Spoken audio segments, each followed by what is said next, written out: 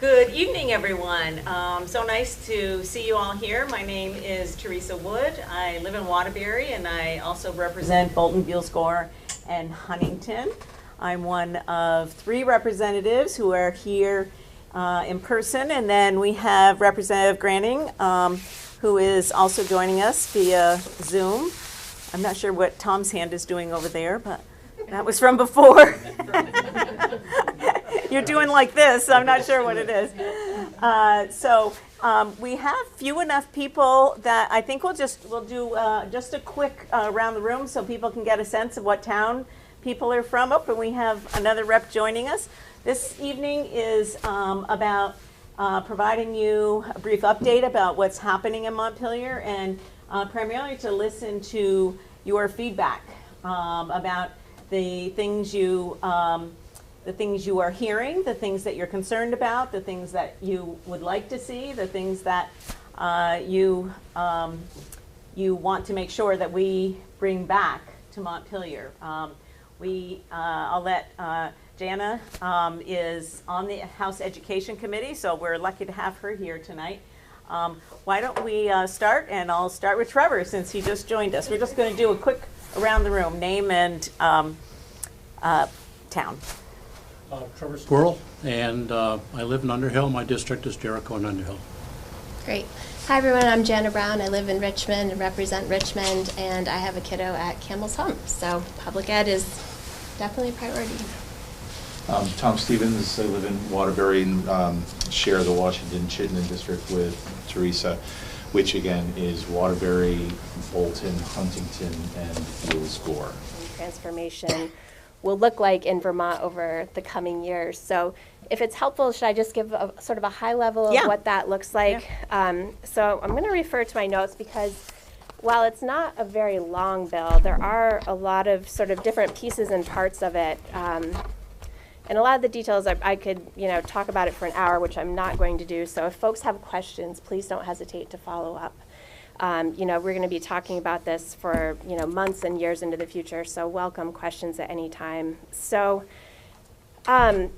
essentially what we have, I think probably the first major component of the bill and sort of what we view as the most critical piece that we're putting in motion is, many of you have probably read that the governor proposed consolidating school districts in Vermont in a really significant and transformative way, so taking our current number of school districts and consolidating them into 5 districts, which would be a huge shift for Vermont and the education landscape as we know it.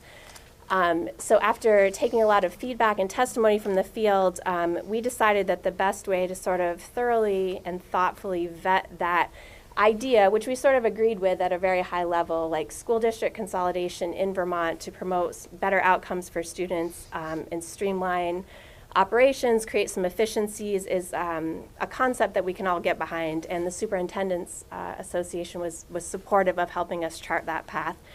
So what we've asked is the Commission on the Future of Public Education, which folks who've been following this issue may be familiar with, has been working since last summer and will continue to work through the entirety of this year on the charge that we gave them. But critically in this bill, we asked them to create a subgroup specifically to look at school district boundary mapping. So we're charging experts in the field, superintendents and business managers to look at a fairly comprehensive list of criteria and come back to us with a range of proposals, 3, about what school district consolidation in Vermont could look like. And so their charge is to come up with, using mapping experts, using different geographic information systems to suggest some consolidated boundaries that make sense for Vermont.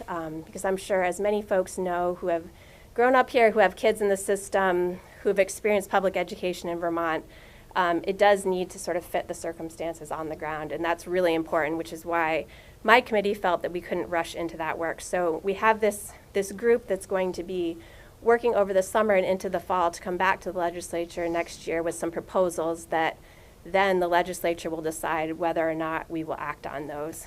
And the larger commission is going to be doing a really big public engagement project over the summer, actually I think launching fairly soon, So definitely encourage folks to follow that work. They'll be doing public engagement all across the state. This mapping subgroup is going to be doing public engagement as well. So this is work that really needs to be visible to the public that folks can follow along with. Because communities are going to have questions, it's going to be really important that people are able to really engage and get those questions answered. So I would say that's one of the very biggest pieces of the bill. And I'll just go through sort of the other, buckets of policy content in here, and people can follow up with questions if they have them. So we put in some criteria that go to scale. We know that one of the reasons that, Vermont rightfully spends a lot on education, one of those is because we operate some very tiny schools.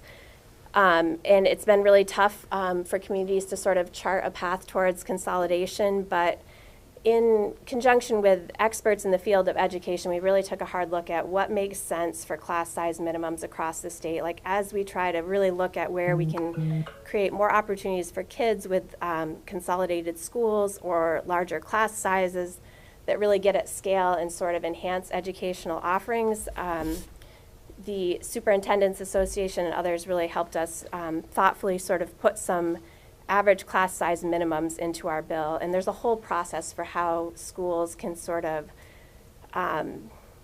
meet that criteria, potentially get waivers for those class size minimums if you're in a really geographically isolated part of Vermont. So there are a lot of pieces and parts to that, but at a high level we are looking at scale in terms of class size.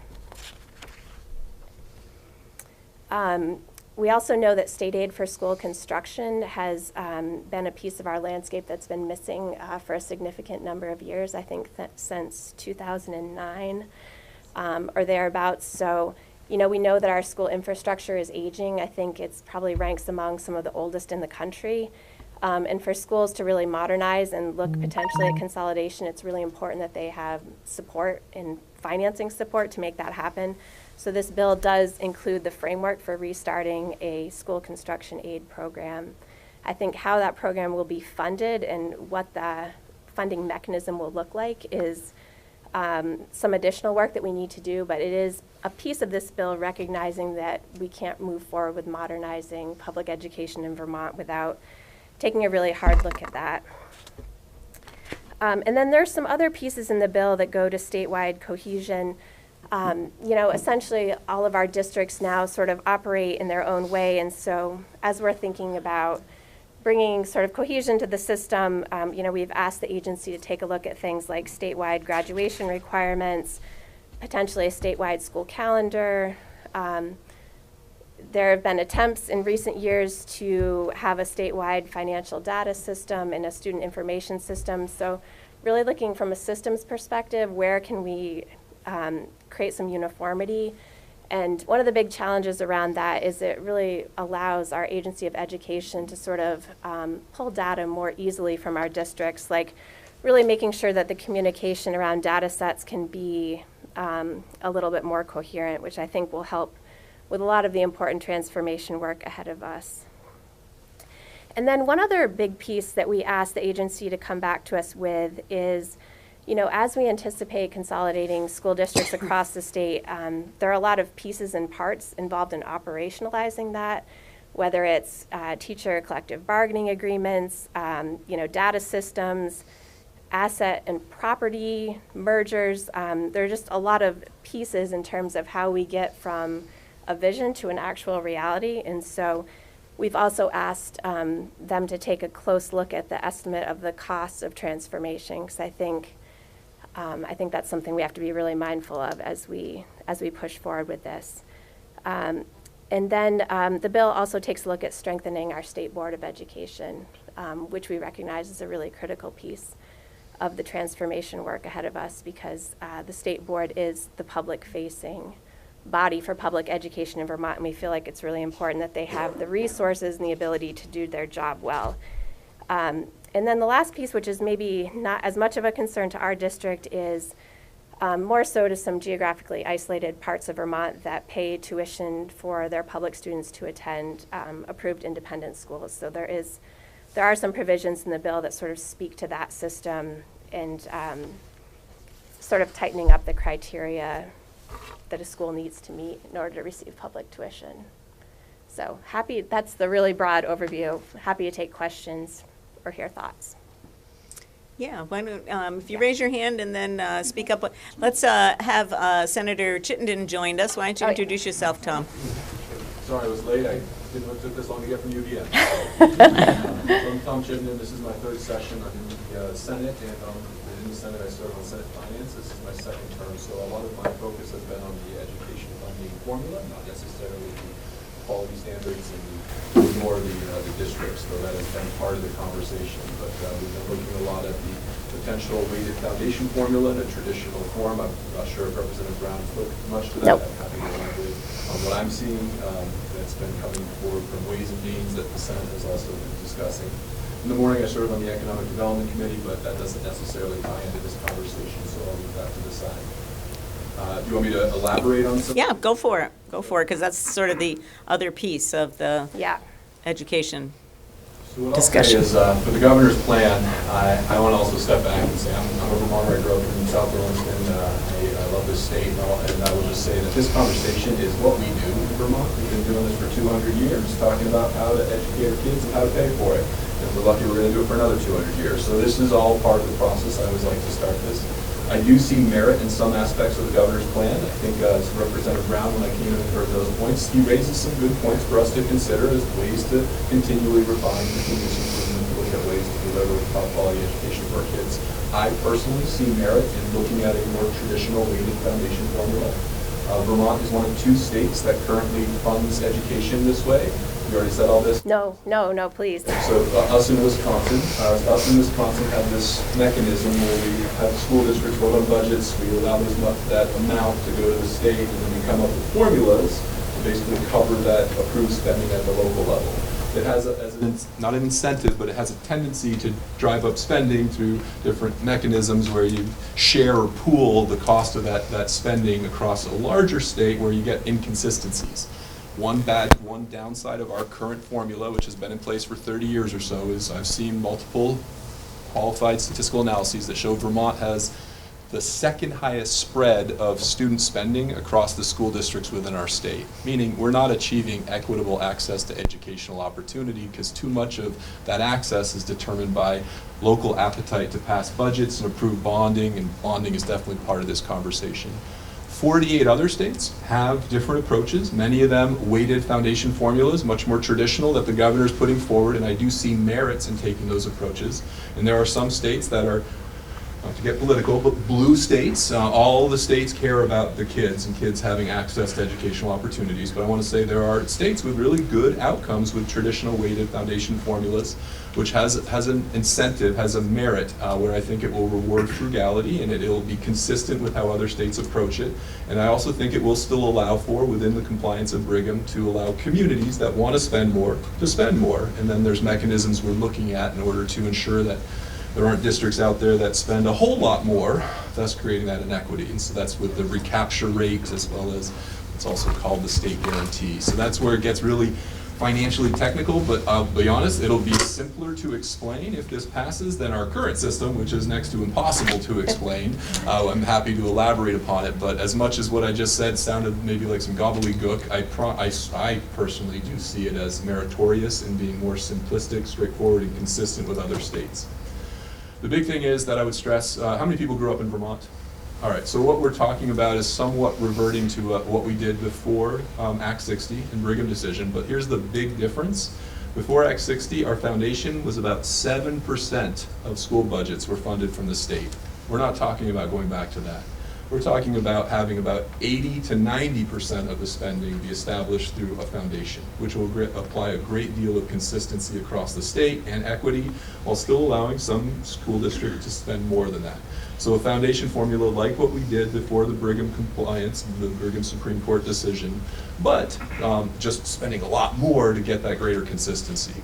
And I do concede, and with the governor's point, that I don't think we can achieve that with 119 school districts with an average number of pupils of 670 kids. The research we've seen in Senate Finance, and again, I'm not in the Education Policy Committee, but this ties into how we structure a foundation formula. You really need to have a pupil count that is a way to achieve depth of curriculum okay, and consistency in offerings, while, and this isn't the driving reason, some economies of scale and efficiencies. So administrators thinking about superintendents, back offices, those functions, and so on. So that's where the district size can be important. But none of that's going to happen overnight, and I think that's where I've been pushing back a lot on, is the timeline for this. And I compliment the House for taking a very measured approach. I think that's important. What we're trying to do is find a balance. I'm not going to speak for the Senate, never want to do that, all right? And I won't characterize the House, but I'll say right now that's a big discussion as to what timeline, how we do this, and what's the right approach. But I sense in my conversations around the State House, both with House members as well as in the Senate, and in the communities, which is more important, that we agree that we could do this better, and I see openness to looking at districts, smaller districts, fewer than 119, more than 5. I do not like 5. That was just too small.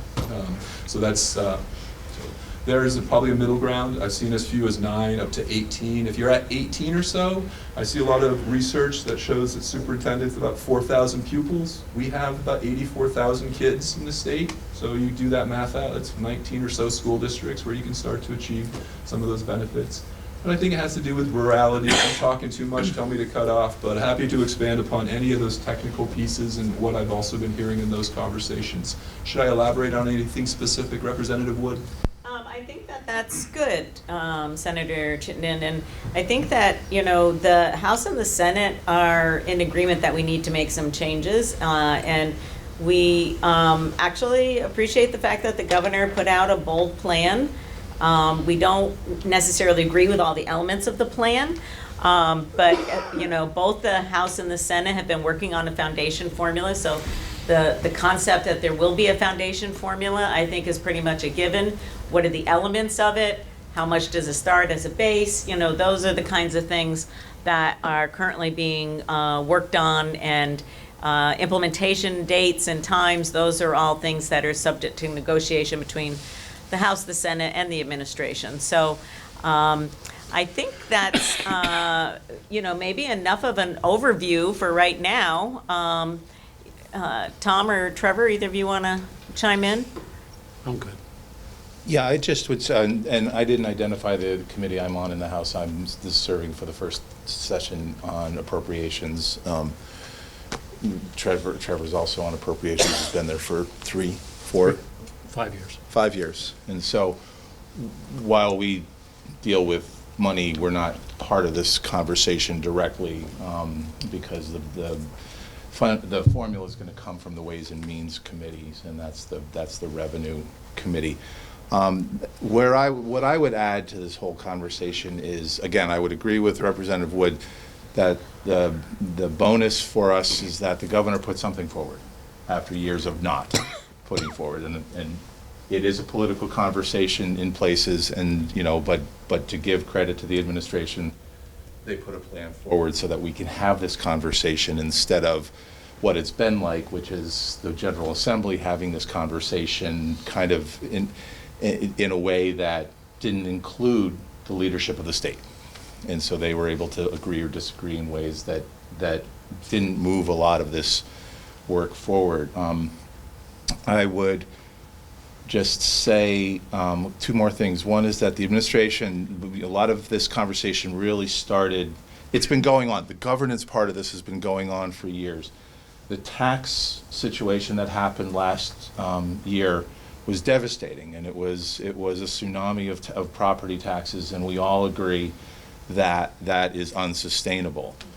The difficulty in having the next conversation will lower my property taxes is very difficult, and I think at this point in the conversation, even the administration will admit that there's no savings that are identified right off the bat as something that you can cut, and that's why this governance conversation is going to put something at least on paper to talk about, to see if it is going to provide some kind of tax savings.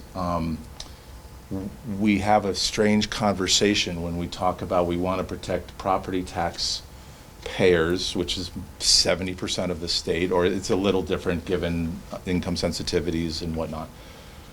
But we're also trying to make sure that our children get the best education that we can provide for them in a small state with small schools. We represent Bolton and Huntington, both of which are schools that have felt threatened in the past or have had population issues in the past. And Bolton, for instance, was a very enthusiastic embracer of pre-Act 46, like when there was a pilot program that gave the property taxpayers a certain amount of relief over the course of time by joining the larger union, or the school district that we call it districts now. So the other piece about expenses, just remember that when plywood prices go up, we can't control that. When heating oil costs go up, we can't control. There are certain things that when health insurance costs, which are severe, have been severely increasing over the last several years, we can't control that through this particular process. And so when we have this conversation, for me, it's like we can say, it's easy to say no. It's easy to say, no, I don't want my school to close. No, I don't want only 5 or 20 districts. We're being asked, and we're tasking everybody who shares with us to just remember, it's easy to say no.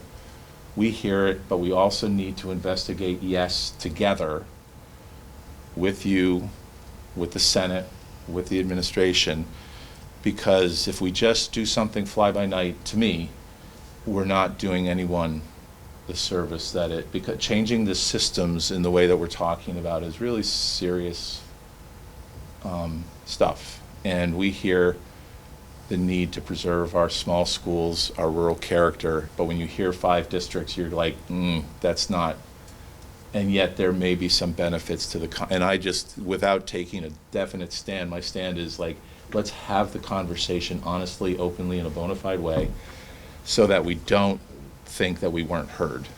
And that's what this process should contain, and it's going to happen this year, it's going to happen through the summer, and it's going to happen next year as well. So just be patient, but don't be silent.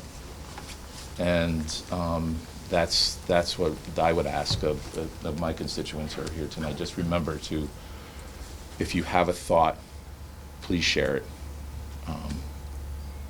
That's what's going to help make this better.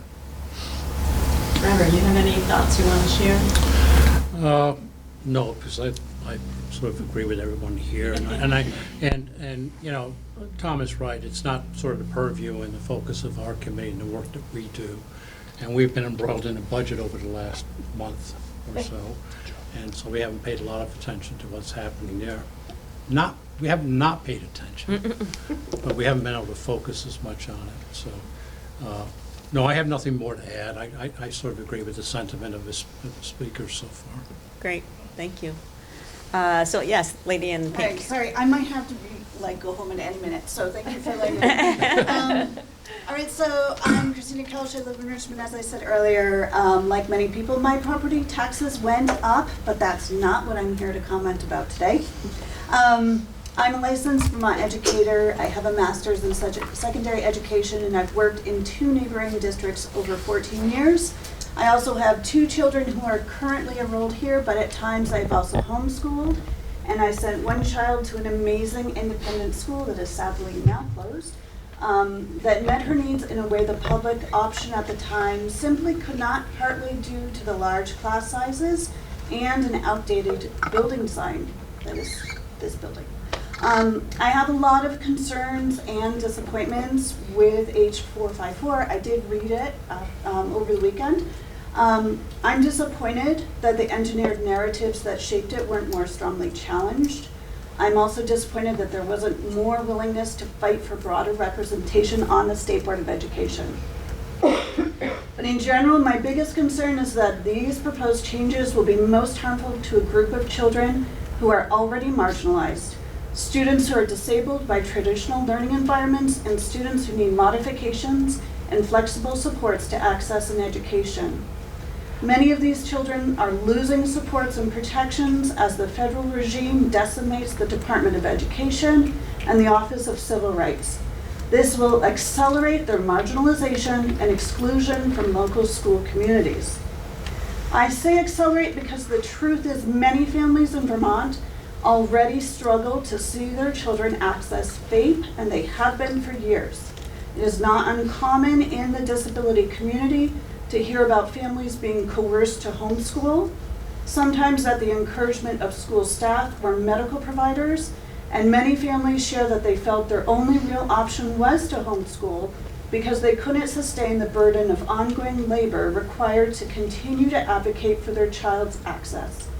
Many schools are still using outdated and harmful practices that cause real harm to vulnerable children, and so some families remove their children to protect them from harm. Some children don't have the benefit of strong advocates and experience diminished health and negative long-term outcomes as a result of their school experiences. I believe the key to supporting access for all children is allowing adults who know them best, meaning their local people, their local school educators, administrators, and families, to flexibly adapt and adjust the learning environment. Standardization, cohesion, and consolidation is likely to deny them, the local educators and admin, the agility, flexibility, and resources these kids need. It doesn't sound appealing to many of us who have seen our kids shut out. You might not hear from a lot of members of the disability communities in events like this because this is just not very accessible. So I'd like to know, what are you doing to better understand the lived experiences of families raising disabled children, the impact of these proposed changes on disabled children and their families, and how will you use your positions to safeguard their well-being and access as it comes under attack from bad actors on the national level, such as RFK Jr. Thank you. Thank you for particularly commenting on students with disabilities and families who are raising them and taking care of them. I've worked pretty much my whole career in services for people with disabilities, and appreciate that sentiment very much, and fully understand the risks that we are, how much we are at risk right now, and we haven't even started talking about Medicaid cuts, and that dramatically impacts students with disabilities and our education system as well. So thank you for raising that, and we will be as loud of voices as we can be on the federal issues, and I'll let Jana just comment Sure. on Yeah, how no. education is taking a look Yeah, at special happy ed. to, and thank you, Christina, for bringing that up. Yeah, I think to go back to something I said earlier, I mean, as we look to sort of find efficiencies, maybe bring cohesions to some fragmented parts of our system, whatever solution we come to has to work for Vermont. You know, not only are we legally obligated to provide a public education for everyone, you know, morally it's the right thing to do.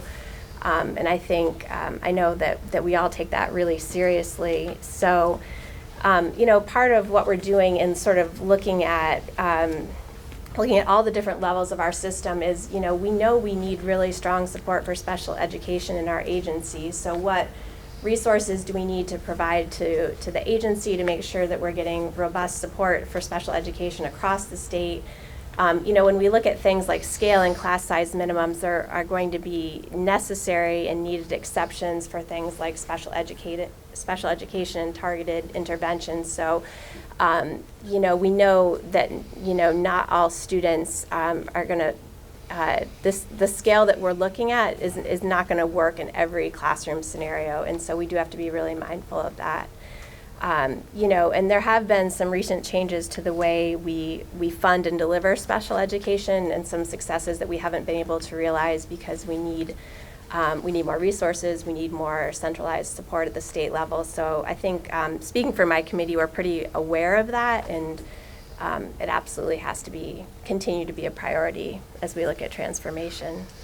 One of the things that happened this last summer, fall, during the listening tour that the Agency of Education did, they heard actually loud and clear from communities, from teachers, from school staff, that they really felt like AOE was missing in terms of providing leadership for the state's education system.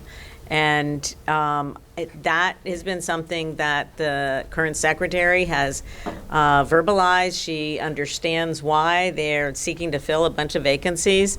But even when those vacancies are full, it is still in my opinion, inadequately staffed agency to do what they're supposed to be doing in terms of leading the state's education program. So I want an opportunity for Senator Heffernan to introduce himself. We have some folks here from Huntington, and if you want to say a few words.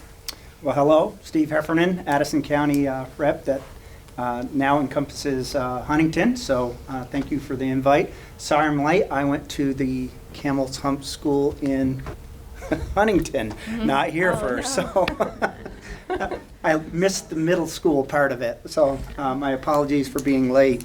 Okay. That's all good. Glad you're here. Yeah. You mean Brewster Pierce? Is that what you mean? Yeah. Yeah. Yes. It's yes. You take the road to go into Camel's Hump. Yeah. Yes, yes, and there again, yes, not knowing the actual name of the school, I saw Camel's Hump, and I said, oh, and that's Camel where you Hump thought, School, yes, oh, so, okay. My apologies. That's okay. Yeah. So there was another. I think there was one other person in front of you. Yes, when there, and then we'll go to you. I guess I sort of building off what you were saying, but you were talking about the tsunami and kind of it's all of this stuff happening all at one time, right? When we look back to some of the numbers that I see in our budget, I've gone through so many different budget slides trying to understand this funding formula, which is like, I'm a decently, fairly educated, well-educated person. My husband's an actuary, and I have to sit down with him and be like, can you please just explain this to me? There's a lot that has changed post-2020, post-pandemic. The costs of education we have so much more social-emotional learning. Universal design should really be built for that. We should be able to work on that from pre-K on and hopefully avoid some of those bigger impacts later on in some of our higher expenditures.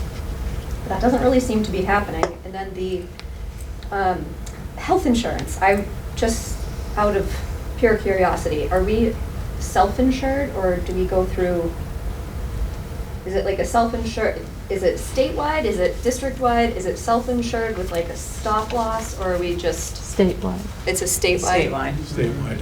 It's a self-insured, but it's managed through Blue Cross Blue Shield. Okay, so then there's like the stop loss piece to it. So we don't really have a lot of control over the rise of the healthcare costs. And I know Vermont, I think it was Vermont, Alaska, and New York, for some reason, have this astronomically higher percentage of healthcare increase. And I don't understand why, I guess. Because those are three, like, the state differences are just a little bit, you know? Pretty dramatic, right? If we picked three very similar states, I could probably wrap my head around it, but, yeah. What's driving it? Yeah, the healthcare committees in both the House and the Senate, as well as the Green Mountain Care Board, have been working diligently to want to understand the issues and to also be PC about this. Work creatively with the UVM Health Network, which is going to be paying back a large sum of money. So there's UVM Hospital, the UVM Medical Center, and then there's the Health Network, of which UVM and Central Vermont Hospital and the hospitals in New York, and so they're all part of that network. Okay, so we passed a bill in the House that's now in the Senate that actually gives the Green Mountain Care Board authority to regulate the network as well, which they did not have because it didn't exist when the Green Mountain Care Board was first formed. We have found through this investigatory process that a lot of the money is sitting in the network. And so some of the things that you may have been reading about, like the state's largest health insurer being very financially at risk and very, very close to some dramatic issues. And so we have been working, the House and the Senate leaders, as well as the Green Mountain Care Board, to, one, fully understand why does it cost so much more at UVM than it does in other places, and what does that mean for our healthcare system, since it's the state's sort of premier hospital, teaching hospital, but it does stand out among the highest cost teaching hospitals in the country. And so we are hard at work with them to reduce their costs, frankly. I mean, that's part of what the issue is. And people in the delayed healthcare, other than COVID-related healthcare, they delayed other things. They didn't go to the hospital when they should have, or didn't seek medical care. So that has built up in the last few years, that sort of catch up process as well. So yes, we have one here and then one back there. Yeah. I just want to also point out, while the UVM network is healthy, at least on paper, at least half of our hospitals are not. So you're talking about this, the care board has to balance out whatever it is there, why, not just why, how are we going to deal with, it's almost like cutting your school districts down. If you go from 14 statewide hospitals down to 7, and 6 of them have turned into just day units and not not long-term hospitals. So it's just, and I do want to comment about your comment about COVID, about kids coming out of COVID. Yeah, it's more the mental health piece. So now we're seeing so much more. Well, it's a developmental piece. Yeah. Back in 2023, when we were kind of out, when we first were out of COVID and things were kind of back to normal in schools, I had a conversation with a teacher who had been my son's 2nd grade teacher 20 years ago, and said, so what was it like for the 3 to 6 kids? And she just related that it's the 1 to 3 that really suffered, because again, you were working at home, you gave devices to, the people weren't prepared to, people who homeschool want to homeschool. The fact that we were put into a situation where we had to homeschool or use other techniques, that was necessarily, that had to happen, and it was so detrimental to these kids who are now going to be in kindergarten, 1st grade, 2nd grade, and I don't know. We're inventing. Right. We're inventing how to respond to that. Who absorbs that cost, right? Because now we've got the mental health, the social emotional learning, and a lot of our students with special needs. Those issues have been exacerbated, and those costs to treat those things have really exploded. So where does that cost get absorbed? Is it from the school district budget? Is it from education? Is it from mental health? And those are part of the larger conversation. Right. Yeah, right now, it's in the education, it's part of the education budget, and the costs are in education, and, there is discussion about whether or not some of those should be funded out of the general fund. It doesn't reduce the cost, it's still a cost, and it means something else in the general fund would have to not be funded in order to fund it. But all of that stuff is on the table at this point in time, all of that stuff is on the table, yeah. Let's go here and then in the back. Mine's not so much a question as a thank you for your sentiments over the gaps in the AOE. And it's my understanding, and I have a very nuanced view of this as a business manager in this state, that part of the governor's proposal is to put additional funding to build up folks in the AOE. But it's my standpoint that without the contracted help of Brad James this year, I think many districts would not have even been in a position to put forth budgets. There are significant gaps in the AOE right now, and so the thought of members of the AOE that don't exist taking on a lot of this work that comes with the governor's proposal, I just can't understand how it's going to happen. Yeah. Yeah. Go ahead. If I can respond to that, I think that's, I think that is a sentiment that is strongly shared, certainly by House Education, and part of the reason why, we've asked the agency not only what will transformation cost, like how do we get from our current state to a future state, but also, what additional capacity is needed to even start this work of transformation. you know, speaking for myself personally, like I strongly believe it shouldn't necessarily be consultants. It should be, you know, Vermonters who are working, you know, permanent positions at the agency. So that's a value I bring to it. I'd really like to see our public sector workforce be built up and resourced to do this work. Because it's not temporary work. Yeah. You know, right now they're using contractors, they're using consultants, and to help them with some of this transformative thinking and work. And the reality is that in order to actually accomplish the things that, even if we were to do, you know, one half of the things that are laid out in the plan, the governor's plan, you need people, boots on the ground, people in the state who are working with school districts on a day in and day out basis. So I agree with you, Jana. Thank you. We had one in the back, a hand in the back. No, that's okay. Go ahead. Mine was a follow-up on something. So we talked about consistency across schools. Are there any other educational benefits to this consolidation? Yeah. So I grew up in a really rural part of Vermont, which I don't think the schools I attended would necessarily be considered like the smallest in terms of scale in Vermont, but definitely smaller than our current district.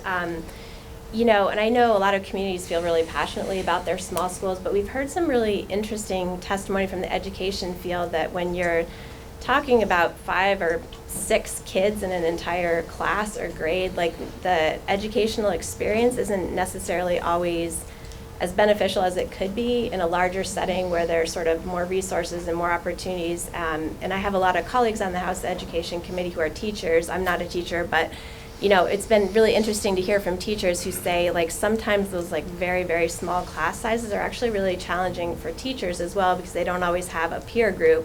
You know, maybe you're the only first grade teacher in the entire school, whereas, you know, in a somewhat larger setting, you would have other teachers and a peer group that just offer more ideas and resources. So, but it is really nuanced work that we want it to be research-based. Like I'm not an education researcher, so we really are relying on the field to tell us sort of how to think about these things, and it's really important for us to understand, you know, what we're gaining, because, you know, the loss of even a very, very small school is really hard for that community. So what are we gaining? so the larger class sizes for the very small classes will increase to students and teachers' benefit. Yes. That's it. Well, is the general theory, like when you have scale across more schools, like just those schools have more resources, teachers have more peers, professional peers, students have more student peers. You know, thinking to some of the students that I grew up with, you know, there were some really tiny, in the part of Vermont where I grew up, really tiny sort of multi-age kind of micro schools, and they weren't always, despite the very best efforts of the teachers and the staff and the leaders at those schools, it's nothing about the folks in the classroom doing hard work every day, but it wasn't always the best educational setting for students. I understand. Thank you. In the back, and then here in the front, and then you. Yeah. Sorry, I'm actually going to jump in on that one. I'm not from Vermont, but my husband is, and we both went to very small rural schools. And so I would jump on this thread and say, okay, great, you're going to consolidate, maybe have some value in scale. What work has been done to consider how that's going to impact the students? Having been a student that went to a really small school and then was transitioned to a larger school, which involved me having to take 2 different buses and a 40-minute and a 30-minute bus ride to get to school and get up at 4 a.m. I was exhausted by the end of the day, and I don't know that larger class size did much to benefit me. Can I say something to that? Yeah, absolutely. So one thing that's important to me in this conversation is I would not support having K through 6 kids taking really long bus rides all over the place. I have 3 kids. My youngest is now a 6th grader, and K through 6 they can learn in a barn. So I don't want them learning in barns, but I want small elementary schools all throughout the state. I see where the consolidation benefits and where the costs are in the middle school, high school. Well, this is in high school as well. So in those cases, I do see to achieve the savings so that we can address the affordability of Vermont, the benefits will be in longer bus rides for kids in middle school and high school. I would not want waking up at 4:30 in the morning, so it's all about that balance. And I also think the other savings, to your previous point, is ultimately with a higher staff to student ratio, which Vermont currently has the lowest in the nation. The savings are in staff efficiencies. So that would be some of those economies of scale you can achieve but you can't do that with our existing infrastructure. And I'm going to invoke some colleagues of mine on another committee, that we have infrastructure in the state that is aged, that has been upgraded, and we can't just magically overnight all of a sudden have a perfect high school that serves a geographic area. This is a 3 to 5 to 10 year time horizon to truly implement. To the earlier point on special ed, if I could connect it with that, that's where the timeline of this is so critical, is that with what you were saying, we need to protect what we're doing for those kids. And I just want to point out that I purposefully did not say special education, because when people hear that, they think of a very small subgroup of kids, and they think of services. Special needs. And I want to think about all the children who may not qualify for an IEP, but in a setting that is disabling for them, will start to have behavioral manifestations that appear like mental illness that people might chalk up to COVID or something like that. And so if we can think broader about the flexibility needed for all kids, not just kids in special education, kids with 504s, things like that, who, I just don't want to overly narrow that focus. So I'm optimistic that we set a course where we look to consolidate school districts on a gradual timeline that's sensible, that is very considerate to those things, and while we also shift to a traditional foundation formula that the governor accepts as transformational, that achieves in the long run some of the benefits and objectives that we're after, but not overnight. I'd hate to make it national, but you raise the national, I'm going to call it chaos. I hate to offend anybody, but I, as one of 180 legislators, do not want to use the slash and burn Elon Musk approach to our school system. So, and I don't see anybody in the State House that wants to do that either. I think we all want to do this right and thoughtful, and if we're committed to making thoughtful change that doesn't negatively affect kids, I think we're going to see progress over the 5 to 10 year time horizon, just not overnight. Can I speak to healthcare really quick too? Can I just say one thing? Just to follow up on what Senator Chittenden was saying, I don't want to leave out the fact that we recognize that there's always going to be geographically isolated parts of our state where small schools will continue to exist by necessity. So again, I think that goes back to what I was saying. They're really, even as we try to bring uniformity and cohesion, it's not a one size fits all for every part of our state, and that's a really important part of the discussion. I don't want to forget to highlight, but sorry, I interrupted you. So I saw Senator Heffernan wanting to jump in. If I could just finish your healthcare statement, and then I have some thoughts. The afternoon committee is also in the Senate. We have fewer of us, so we have broader jurisdictions, and we also cover insurance. And so I want to say 3 things on health insurance. One, really importantly, Vermont has really good health insurance outcomes. We have one of the highest covered populaces from the whole country. That comes at the expense. We're paying more in healthcare to cover more people in healthcare. We also have some of the longest life expectancies. So we are caring for our neighbor more so than other states. So I think we should be proud of that. We just need to look at ways to try to bring it under control cost-wise. And I'm really excited. The 2 other things I want to say, that Senator Lyons, who's not here tonight, who also represents you, and I'm looking at Representative Wood, I'm optimistic that reference-based pricing will provide some structural reform to what we're paying hospitals to provide commoditized services. And I also would say why the hospital's so expensive is, in my humble opinion, we've had too low of a certificate of need threshold for a long time, and if we raise that for a lot of services, that will allow for more doctors to provide services not in the very expensive background of the hospital. They are asking us to make it easier for doctors to practice in Vermont so they don't need to provide those commoditized services in the really expensive infrastructure of the University of Vermont Medical Health. So I think that's going to go in the right direction. But Senator Heffernan. Thank you. So to speak on education, I'm on the Senate Ed committee, and there's been several maps passed around. And one of the most important things to do this session is try to decide what the districts are going to be. Because without at least having the districts at least thought of and scrutinized by principals, SUs, teachers, even students, all should have a say. But we really need to pick some districts. That way, everybody can put some input on it. Currently, the Senate, our Senate committee chair has put out a map with 9 districts over the 5. And 6 will be districts and 3 will be SUs because of, I'm losing the words right now, but the independent schools. Independent schools on the east side of the states are very vital to the education system, such as St. Jay, Burton, and the like. So we've gotten a lot of feedback that, oh, we need to take it slow. Definitely going to take it slow. I want to ensure everybody, first thought on our minds are children and how it's going to affect the children. And it's not taken lightly. And I actually get a little offended that people are like, you don't care about the children. It's like, yes, this is to give our children a better education. So hopefully we will have a decision if we're going to start working with the 9 districts. And then it will come out to the folks in the field, our teachers, our SUs, our principals, our students, local control to talk about how they dislike, or how they'd like to change it.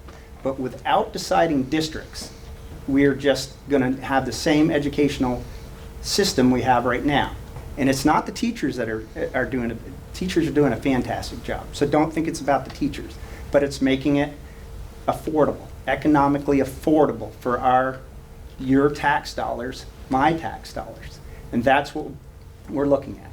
When we call consolidation, consolidation first starts of consolidating the districts in the SUs. Then it will be taking a hard look. I have a very small school in my district, Ripton, 26 children. That's all they have up there.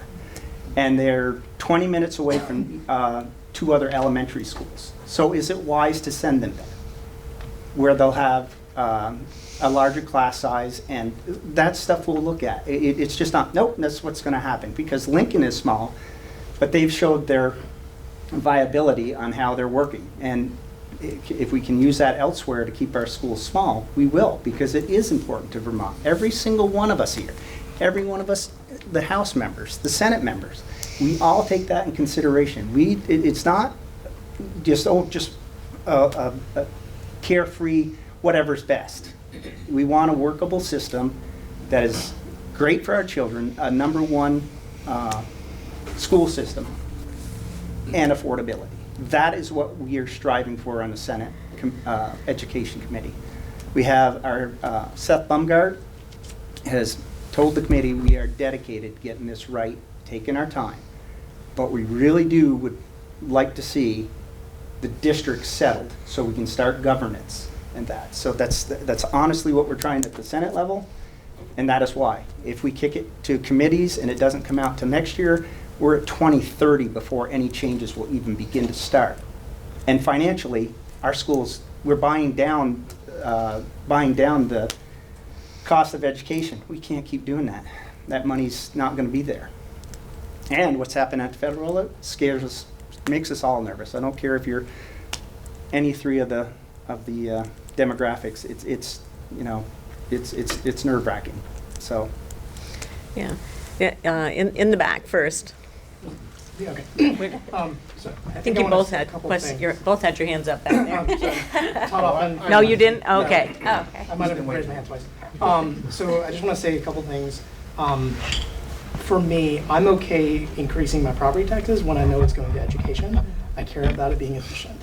And that's not just because of my own kids, like for all of the kids in the state. What I haven't heard a lot from here is what I'm concerned about how this consolidation can affect school culture, because you have another level of less local control. And specifically for Huntington, I get nervous when we do these kinds of things, because as the southernmost part of MMU, and we're also weird because we have our state and our Senate and our rep districts are connected to not really our communities. Our community is MMU for the most part. It's Richmond, it's Bolton, it's Jericho. those are like where we base our community around. I get nervous that we're going to get sucked into some of these other spaces. So anything you can speak on your current expectation and estimate for what will happen to Huntington would be wonderful. Sure. Tom and I represent Huntington, as does Steve. Huntington Brewster Pierce is a gem of a school, located at the base of Camel's Hump. And it is not suffering from enrollment issues. I think that some of the things that people feared in the version of the previous version of consolidation, haven't really, come to fruition, which is good. I think that can show people that, Brewster Pierce isn't going to close up and dry up, and it's a small school, but it's definitely not the smallest school that we have in the state. And they're, I won't say it's like bursting at the seams, but there's you've got a good healthy population going on in Huntington. I would see, just as Senator Chitten was talking about, really viable, healthy, smaller, rurally located schools remaining. In the school district where Tom and I live, there's quite a bit of discussion about what happens with Fayston, what happens with Warren, and people drive by Waitsfield in order to get to Fayston School. There are discussions there that are making people a bit nervous, and part of that is, in that school district, we're paying a very high cost per pupil in Fayston, actually significantly more than in the rest of the school district and the rest of the elementary schools. And so it's like, and you have aging school buildings. And so does it make sense to put millions of dollars into an aging school when it might make more sense actually to have, perhaps in our school district, a north elementary school and a southern elementary school where the two parts of the districts kind of come together. So I don't think you have to worry about Brewster Pierce, and certainly I will continue, and I know the other folks here will continue to advocate for Brewster Pierce. But you're not one of those schools where people are saying, oh gosh, you got 30 kids here, and is that really the best education that we can provide for those kids? So I'd like to speak on property taxes. That yes, if we're getting number one education, higher property tax wouldn't really bother people, except if you're on a fixed income. I spoke with many people over in Rochester and Hancock that were elderly people that I'm like, we can't go much more on our property tax. And I asked one, asked to stop, put my sign up, and she was like, I don't like any signs up because I don't know what kind of review they'll get, and they had a small business. I said, I appreciate that. And I said, their property tax went up 38% in Hancock. And I said, what are you doing to afford this change? She says, we're eating less. And I'm like, that's awful to have to deal with that. So one part I agree, but the other is we have to have it affordable. You have to. Fully understand that, and that's why I spoke for myself and not for the town. Correct. Yeah. Teresa, man. Yeah. So, you hit on a spot that's sore for Huntington, which is you're represented by people from Washington County and Waterbury and have been for 40 plus years. Not each of us together, but just through redistricting. Your senators come from Madison County.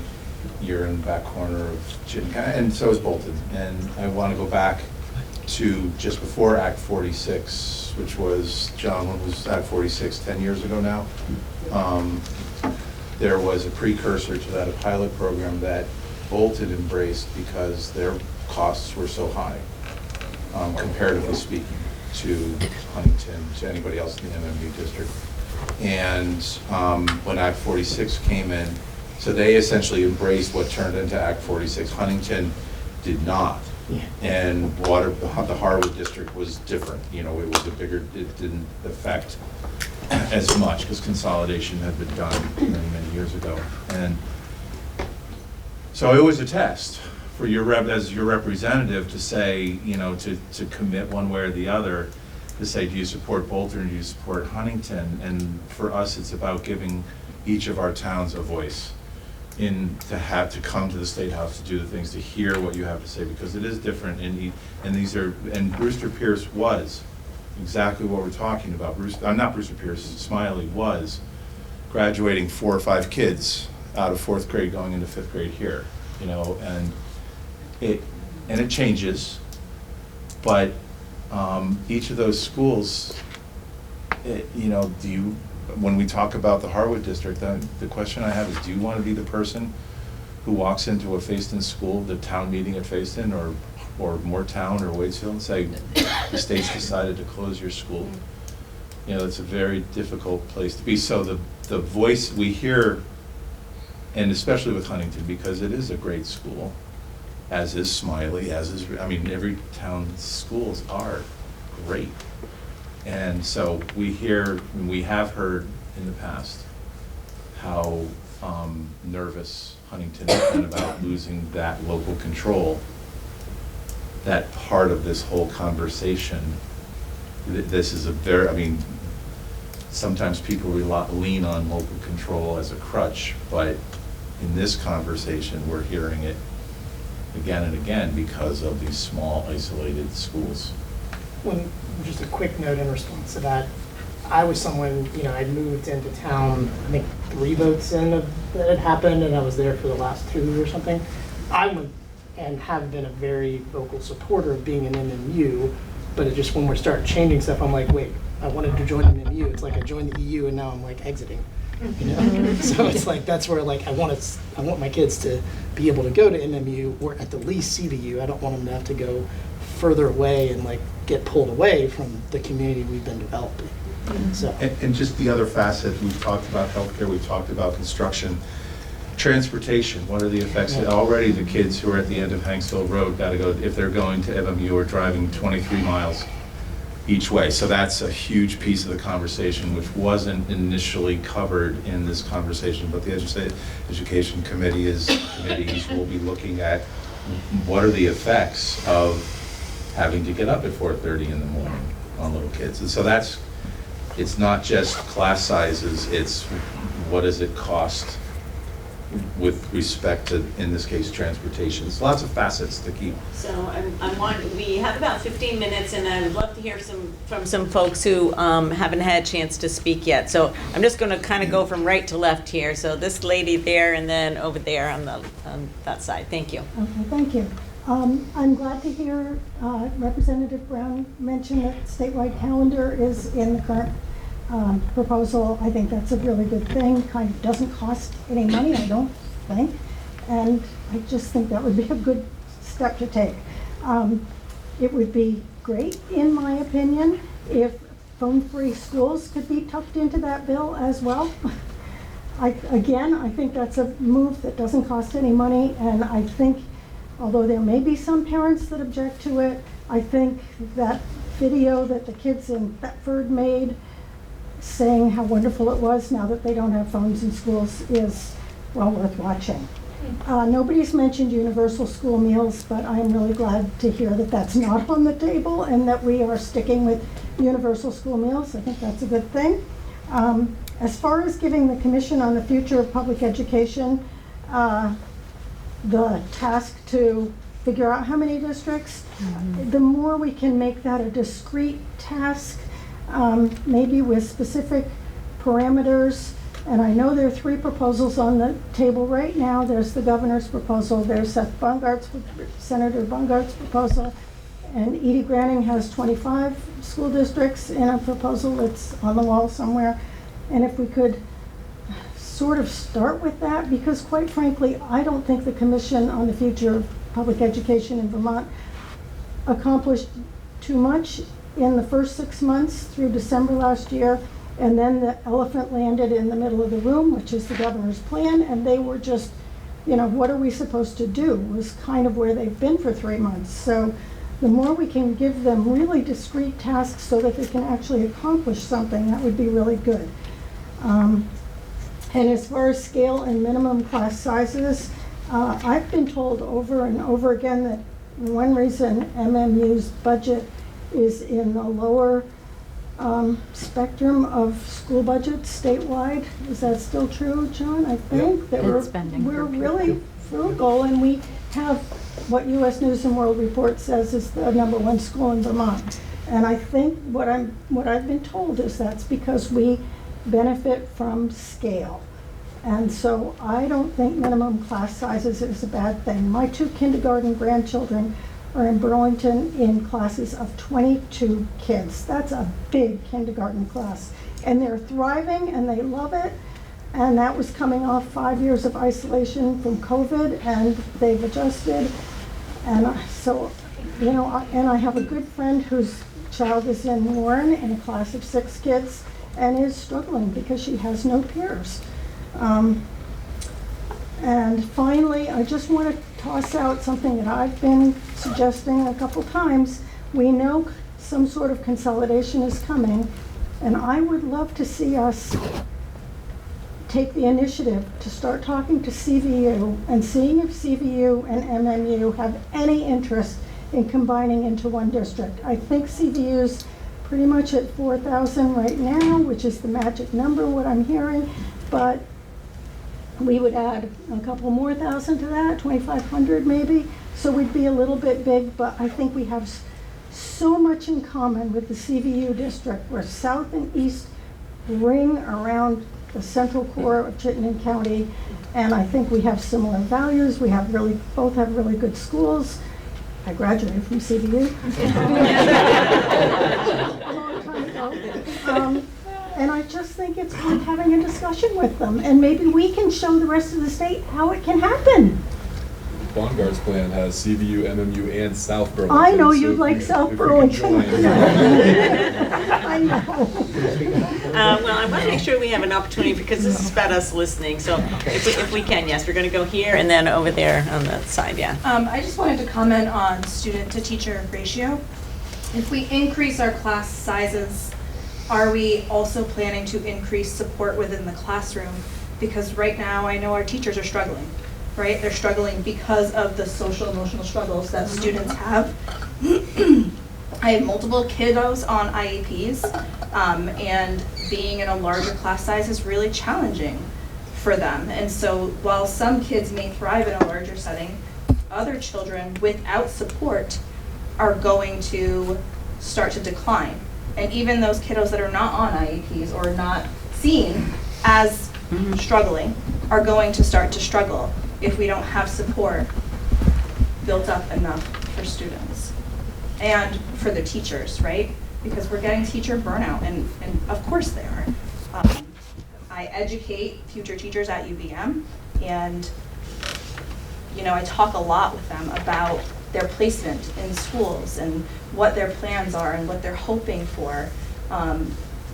But the reality versus what they think it is a very different thing. And so we have these young educators, right, as more and more teachers kind of age out and retire, coming in, not necessarily prepared, and they need support. And so if we're increasing class size, then I'm hoping we're also going to increase support, moving to co-teacher models or 2 or 3 teachers, licensed educators, not just throwing in some support staff, right?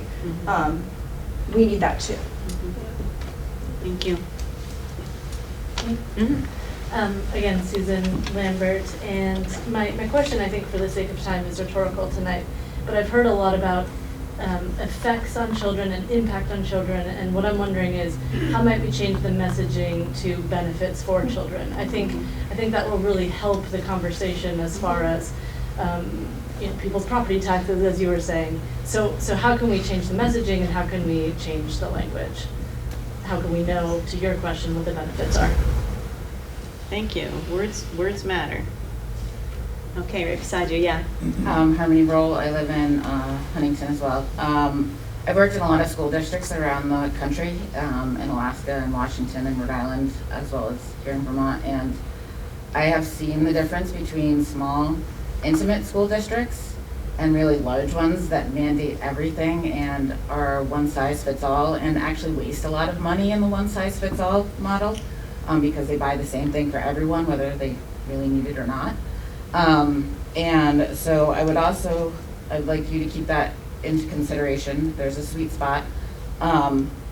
But also thinking about parent involvement. I know Zoe Saunders talks a lot about parent involvement, but you can't get to a school board meeting that is on the other side of what would be the state of Rhode Island. And to actually have input in your child's education. As it is right now, I just got my high schooler who had an hour and 45-minute bus ride his first year of high school home. Just got it down to 45 minutes from, and it takes half an hour on a good day to drive to MMU for us. So really thinking about parent involvement and keeping that as part of it. And I also, when I moved here, it was at the end of consolidation, the last round of mergers, and it felt really icky to move into a town and see how divisive the way it was rolled out and how the goal. I had no opinion either way because I was new and I didn't want to make a judgment coming in. But it felt like the goalpost kept getting moved and that there was this like almost paternalistic false choice being offered. And I would really like to see that not happen this time and that we keep our communities intact through this without making things divisive. Thank you, Harmony. Yeah, go ahead. Yeah, so I think about Joan Negri in Huntington. I think, having watched this, I think the gross simplification is that you kind of look at it as redistricting maps and the funding formula, and the funding formula right now is, you can't follow it. I think what's hard for a member of the public trying to follow this debate is with the redistricting maps, it's not really clear how those maps are getting drawn. And I think as from Huntington, that's part of our concern. We're pretty confident Richard Pearson doesn't go anywhere, so there's tons of kids. But we would like to know what schools our kids are going to be matriculating into. And when you just see a map, I actually question, the policymakers were, if I were to press them, I live in this town, do you know what schools the kids would be going to? Or are you just basically summing up the number of peoples in an area? But I think as a parent of a school-age kid, that's what really matters, is what schools will your kid be matriculating into?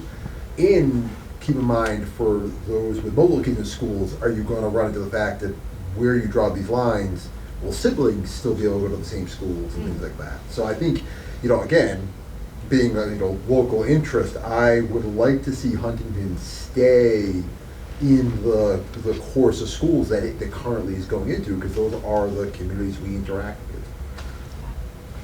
Can I say one very quickly?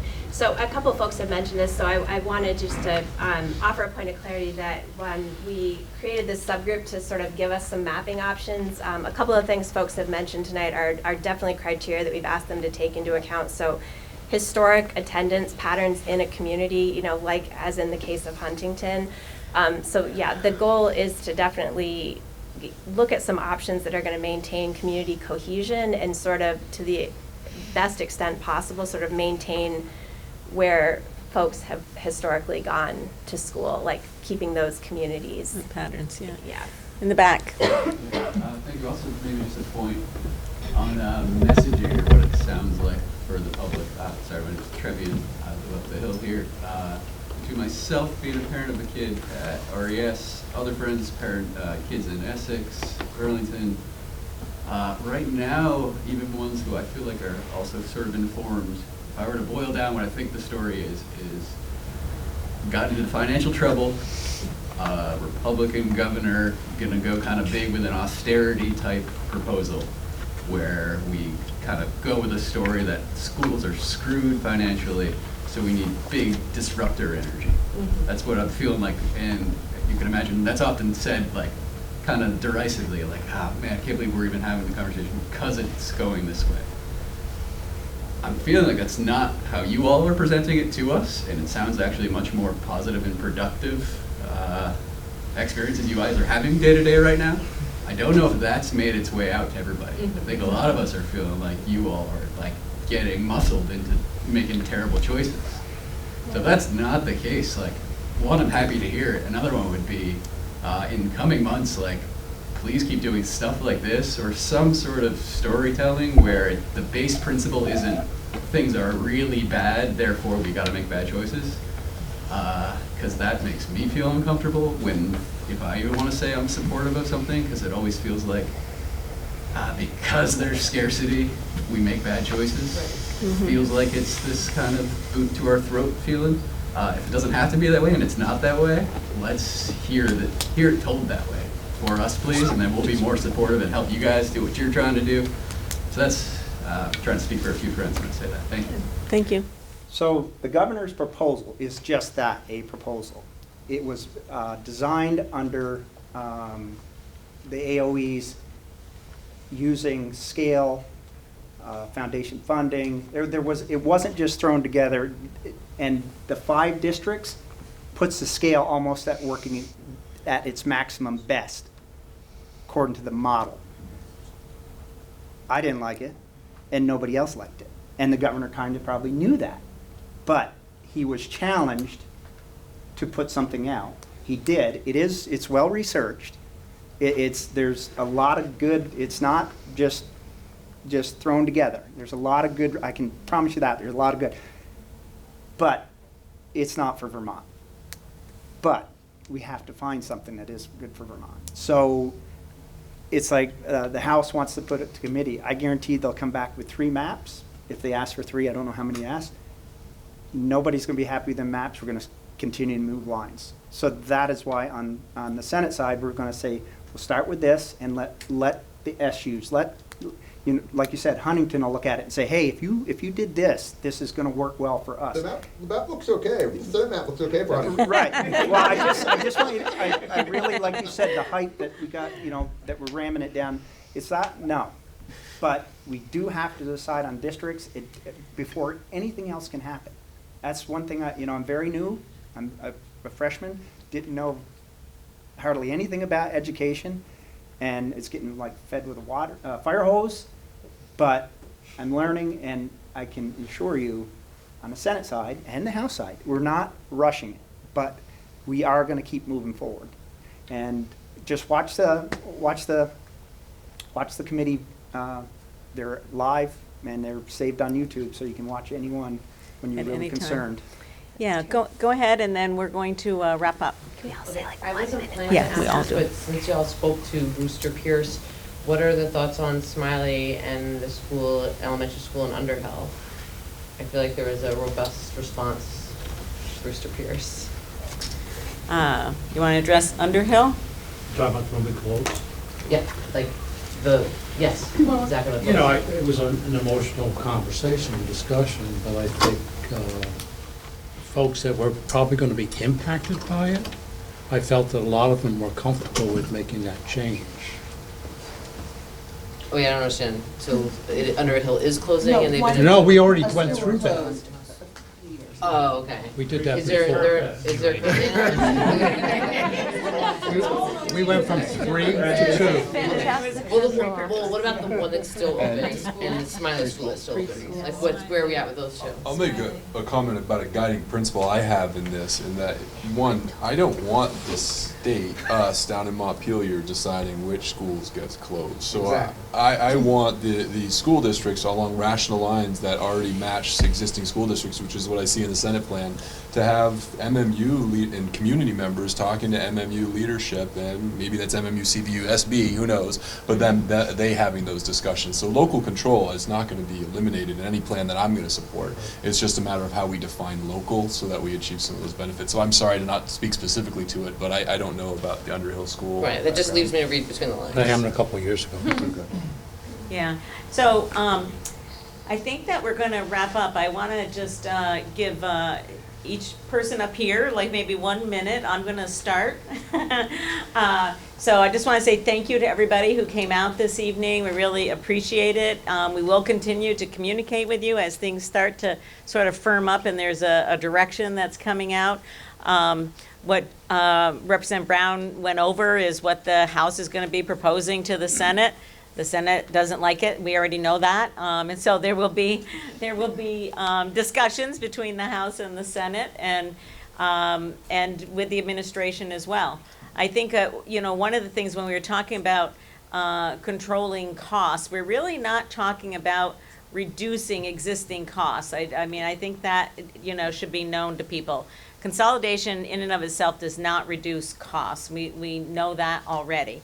But we can slow the curve. We can slow the growth. And I need to be honest that we are talking about redistributing some of the money and where it's being spent. So we have some very low spending districts that money will be directed in that way to those districts with a foundation formula. So, and some of the higher spending districts will have to make some decisions about that. And I know that school districts have already, over the last two years, made some really tough decisions. So I just felt like we wouldn't be being transparent if we didn't say that we really are talking about sort of like trying to bend the curve and not have it go up quite as much as it has been, and that we are talking about redistributing what is being spent now into some of the places where it is not being spent and kids are not getting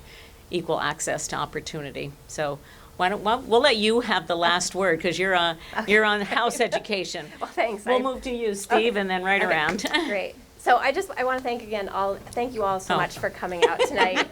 Thank you to our school board members who are here. Thank you to our district leadership.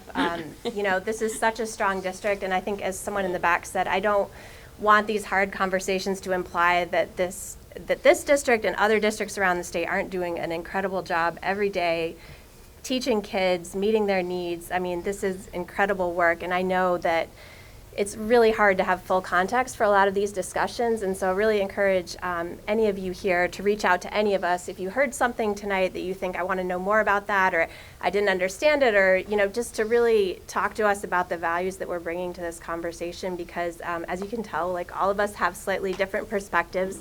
We come from different parts of Vermont, different backgrounds. Some of us went to school here, and so it's really going to take all of us in a really broad perspective to sort of get this right for Vermont. So, but it's really hard to have these complicated conversations even in an hour and a half. So please, let's keep the discussion going. All right. We'll finish up on this side, and then you guys can take it over. Well, I want to thank you. It's good to see people out with good questions. Please hear me when I say we're going to keep moving forward. It's not going to be hastily. It's going to be well thought out. We are going to take information from every aspect, from students all the way up to SUs, schools. That'll be decided. Schools that are in trouble all around the state, they know who they are and what may have to be done.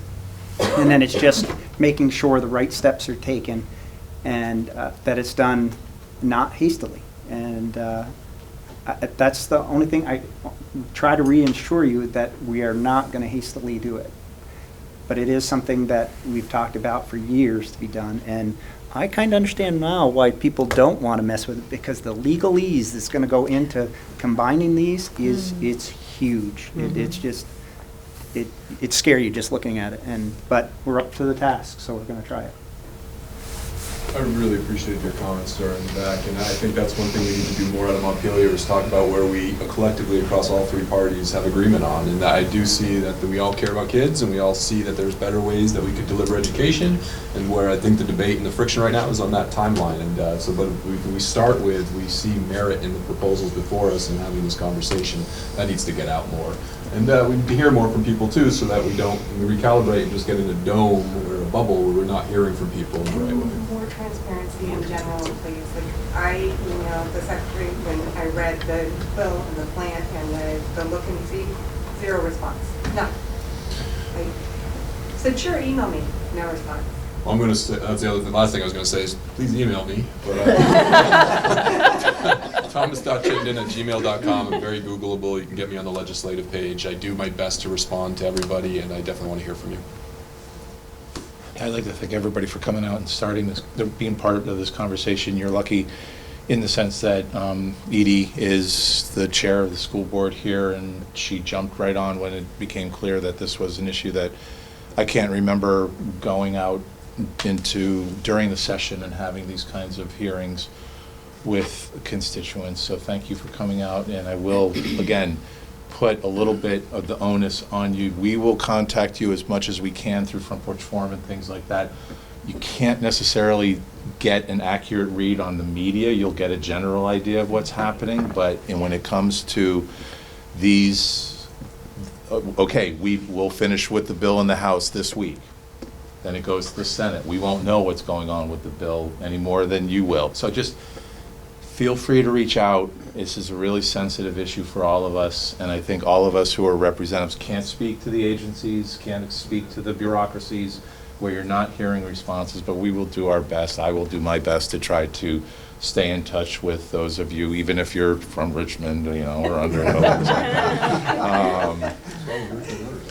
No, I got Huntington and Bolton here, and but again, just please participate because this is really important as much as you can. You're working, you have families, you have kids in the school, we get it. We're in Montpelier. It's not always a bubble, but the next couple of months are going to be really intense when it comes to these end of session conversations. So just know that we're always open to hear what you're thinking, and yeah, please stay in touch. Over to you, Trevor. Close us out. Well, I have to echo the same thoughts of everyone. Thanks for being here. Thanks for sharing your thoughts. And certainly please be in touch. I think we're all in agreement. We want to hear from you on a regular basis. I appreciated hearing the different comments here tonight. Myself personally, now that we got the budget out of our committee and now it's into the Senate, I have a little bit more bandwidth, and I'll be paying more attention to what the House and the Senate is doing with this work. I've been trying to bone up on it in the last few days, but so I look forward to that. But thank you very much for being here this evening. Thank you. Thank you. Thank you to our host. Yes, thank you so much. Everybody. Hey, John, nice choice of retirement here. What's that? Nice choice of retirement here. Yes.